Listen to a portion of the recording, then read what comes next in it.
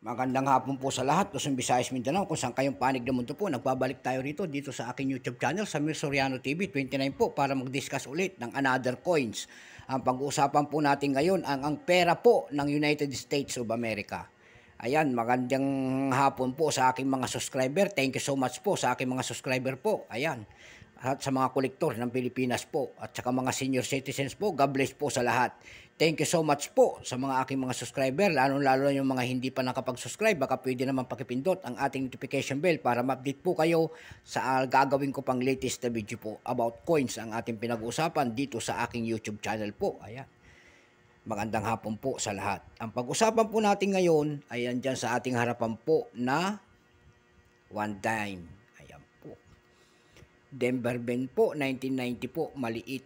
Ayan.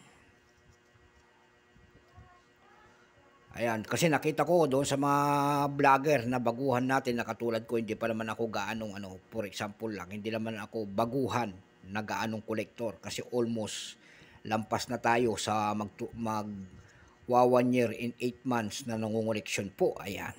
So tayo marami kang kalaman at pinag-aaralan na mga variety ng ating mga coins po. Kaya tayo nandito. Ayan po. Bago natin simulan po ang ating topic po, kilalanin muna natin siya.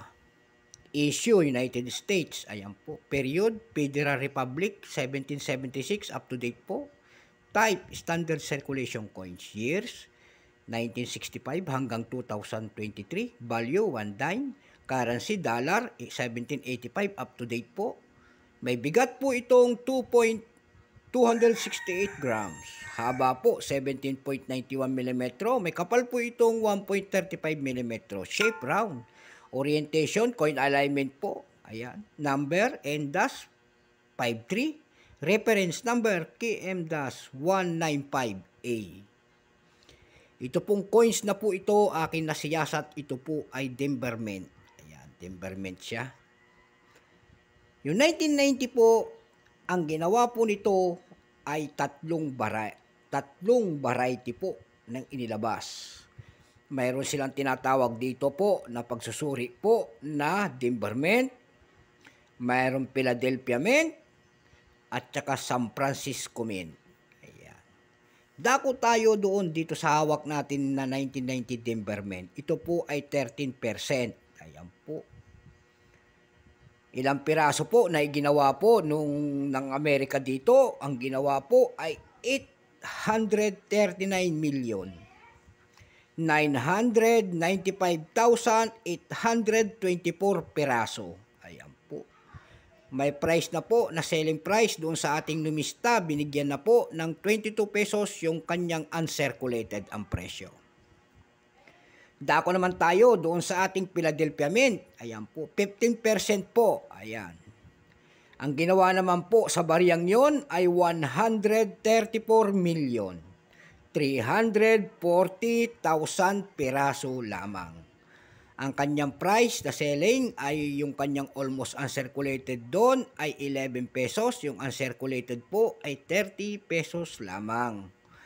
Dako naman tayo doon sa 1990 San Francisco Mint na 1.6%. Ayan po.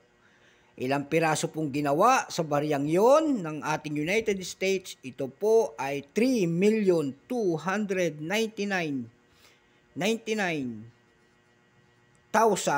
Ayan po.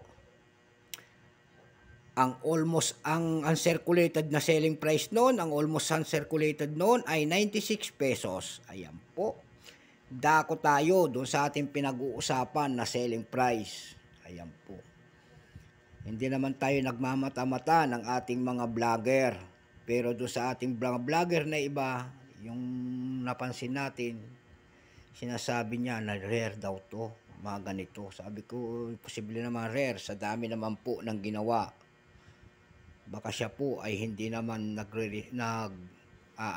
ating mga coins. Kasi hindi naman siya nagsasalita, kumbaga pinapakita lang yung kanyang barya. Pero kung matutunan ho natin, ayan po, ang pagkikilatis at pagmamasid-masid doon sa ating mga platform, makikita niya siguro kung gaano halaga ng mga bariyang ganito kung gaano karami. Ayan po. So, tingin tayo ng presyo. Ayan po. Doon sa ating EB.com po, mayroon na nagbebenta nito ng 113.64 pesos. Mayroon na rin 224.44 pesos. Mayroon na rin 110.80 pesos. Mayroon na rin nagtitinda po ng 93.76 pesos. Mayroon naman 281.21 pesos. Ayan. Doon naman po sa carousel.com PH po, ayan, may ang seller po doon ay si Mark Collection. Nagbebenta po siya ng isang piraso nito ng 400 pesos only. Ayan. Kinuha natin ang kanyang seller na pangalan para baka mamaya sabihin nyo nagsisinungaling tayo. Ayan po. So hanggang dito na lamang, naliwanagan sana kayo sa presyo nito. Napakagandang coins naman talaga to. Ayan po ang kanyang likod. Ayan. So hanggang dito na lamang po ang aking vlog sa hapong ito. Magandang hapon po, Luzon, Visayas, Mindanao, kung saan kayong panig ng mundo po. Bye-bye, God bless po sa lahat.